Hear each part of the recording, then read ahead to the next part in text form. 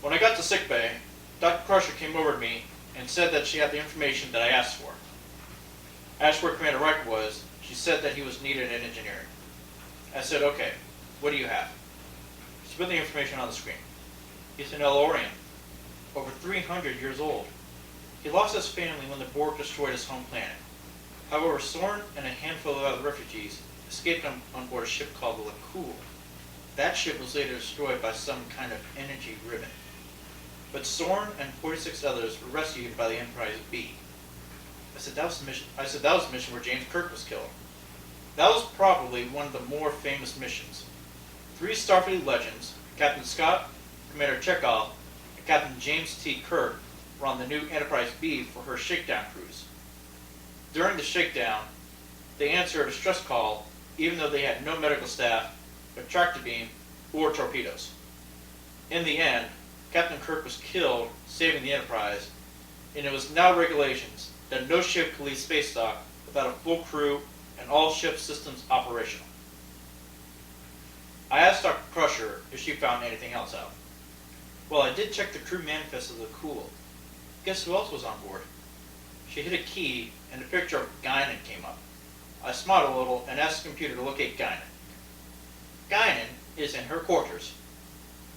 As I headed for her quarters, I realized that in the 7 years that she has been on the Enterprise, I have never seen her, I've never been to her quarters. I just wish it was for better circumstances. When I got to her quarters, I rang the chime and she said, "Come in." I entered and she smiled and asked if this was a social call. I said, "Unfortunately, no." "Does the name Soren ring a bell?" She looked down and said that Soren was a name she had not heard in a long time. "Do you know him?" "Yes." "Guinan, it's very important that you tell me everything you know. We believe that he is building a weapon. A terrible weapon. One that might even give him enough power to..." And she stopped me. "Soren does not care about weapons or power. He just cares about the Nexus." When she said that, she was a little hesitant. I asked her what the Nexus was. "The energy weapon, energy ribbon that destroyed that ship was not just some random phenomenon.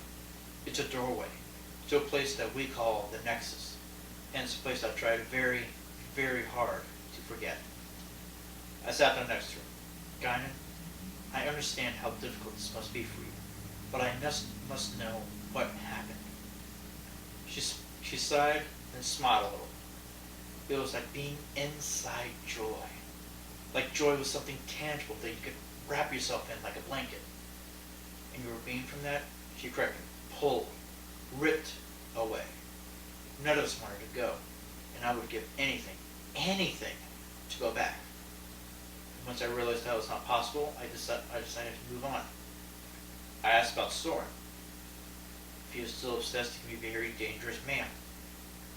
I asked out loud, why would he destroy a star? I said, "Thank you for your time, Guinan." I got up to leave. I was almost at the door when Guinan said one last thing. "If you go, you're not going to care about anything.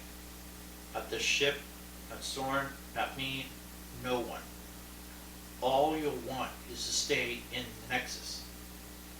I thought for a moment, looked at her and said, "I give you my word, that will never happen." Then I left her quarters.